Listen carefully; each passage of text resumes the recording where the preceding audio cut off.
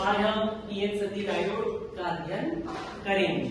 हम अर्धचालक युक्ति में शुद्ध अर्धचालक पढ़ चुके हैं, अशुद्ध या बाह्य अर्धचालक भी पढ़ चुके हैं। हमने बाह्य अर्धचालक के दो प्रकार पढ़े हैं, एक पी टाइप का अर्धचालक और एक एन टाइप का अर्धचालक। जब एक पी टाइप के अर्धचालक को विशेष प्रकार से एन टाइप के अर्धचालक से जोड़ते हैं तो क्या बनता है? पीएन संधि डायोड। और पीएन संधि डायोड की आज हम प्रयोग में अभिलाक्षणिक वक्र खींचना सीखेंगे। तो वो अभिलाक्षणिक वक्र हम अग्रभिगति में सीखेंगे और अग्रभिगति कब आएगी? जब पी को से जोड़ते हैं और एन को और पश्चिम विगति में हम घन सिरे से जोड़ते हैं। पर हम एक बार रिकॉल कर लेते हैं, ये है पीएन संधि डायोड। पीएन संधि डायोड में क्या होता है कि हम जानते हैं कि पी में बहुसंख्यक आवेश वाहक होते हैं तथा एन में पर जब हम संधि को देखते हैं तो संधि में क्या होता है कि जो होल होते हैं ये वाले होल और इधर एन में जो इलेक्ट्रॉन होते हैं ये इलेक्ट्रॉन इधर चले जाता है, इसका भी इलेक्ट्रॉन इधर चले जाता है और इसका भी इलेक्ट्रॉन यहाँ। तो इलेक्ट्रॉन के होल में जाने के कारण यहाँ से इलेक्ट्रॉन हट गया और यहाँ होल में चले गया, तो इसका अष्टक पूरा होने के कारण अब होल नहीं बचा।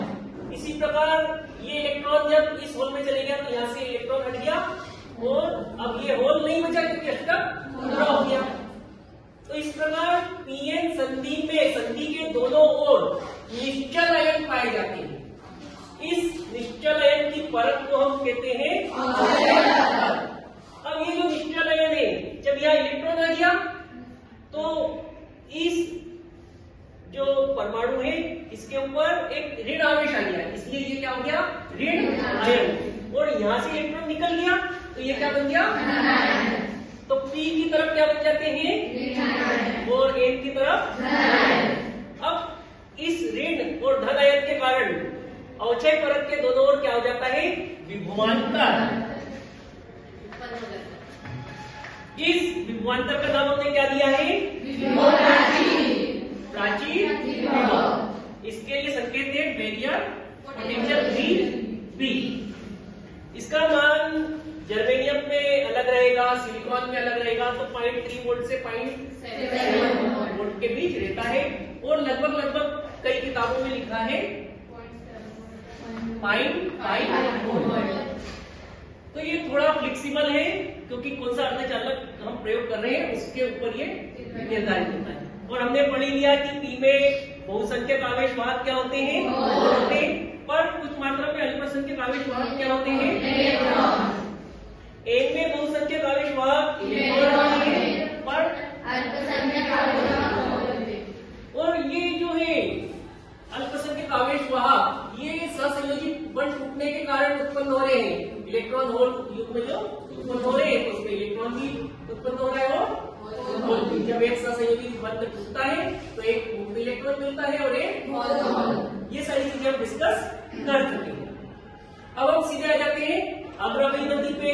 तो हमने अभी देखा कि पी को पॉजिटिव विभव से जोड़ते हैं, एन को नेगेटिव विभव से जोड़ते हैं। तो इस अभिनति को हम क्या कहते हैं? इसको अंग्रेजी में कहते हैं फॉरवर्ड बायसिंग। अब जैसे जैसे हम जीरो विभव से बढ़ाते जाते हैं विभव को, अभी हम करेंगे प्रयोग, तो विभव को बढ़ाने पे शुरू में हमको धारा नहीं मिलती है।